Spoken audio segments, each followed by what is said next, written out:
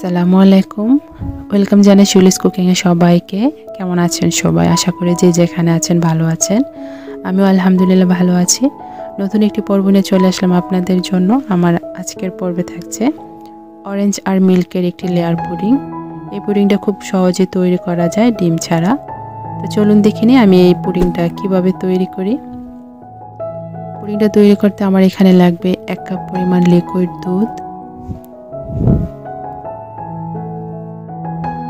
1 cup দুধের জন্য আমার লাগবে 2 টেবিল চামচ চিনি, আর লাগবে 2 টেবিল চামচ গুঁড়া দুধ, আর লাগবে 2 টেবিল চামচ কর্নফ্লাওয়ার,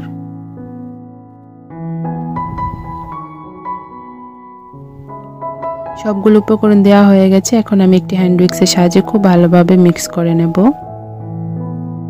মিক্স করা হয়ে গেছে। এখন আমি একটি সসপ্যানের মধ্যে মিশ্রণটাকে ঢেলে নেব।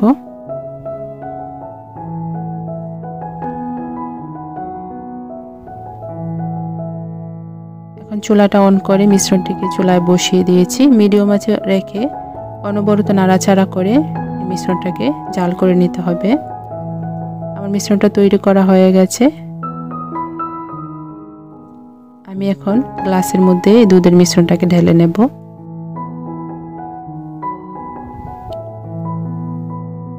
ঢেলে নেওয়ার পরে যখন একটু ঠান্ডা হবে তখন নর্মাল ফ্রিজে রেখে দেব 30 মিনিটের মতো।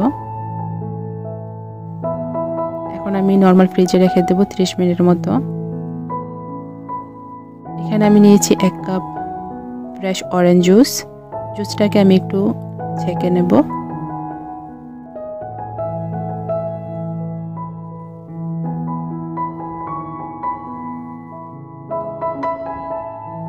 এখন আমি এখানে অ্যাড করে দেব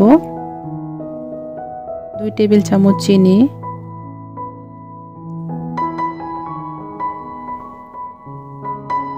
2 টেবিল চামচ কর্নফ্লাওয়ার,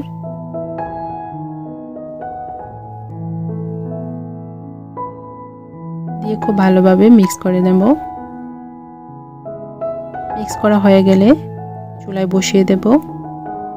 চুলাটা অন করে মিডিয়াম আঁচে রেখে অনবরত নাড়াচাড়া করে এই জুসটাকেও ঘন করে নিতে হবে। যখন এরকম পর্যায়ে চলে আসবে তখন চুলাটা বন্ধ করে দেব। আমার এই দুধের মিশ্রণটাও ঠান্ডা হয়ে গেছে। এখন এই মিশ্রণটার উপরে আমি অরেঞ্জ জুসটাকে ঢেলে দেব।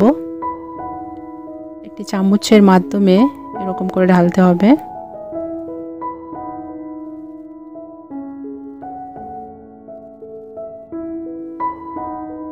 ডালার সুবিধার্থে আমি একটি মগের মধ্যে নিয়েছি জুসটাকে।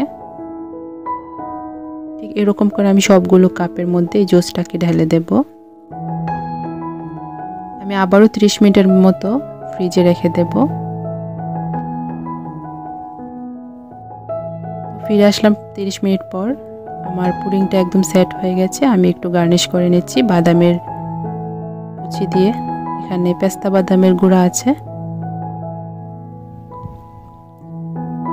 আর উপর থেকে একটা আঙ্গুর দেব।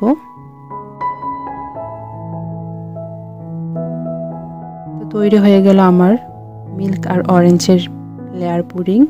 খুব অল্প সময়ে এই পুডিংটা তৈরি করা যায়, খেতে ভীষণ স্বাদ।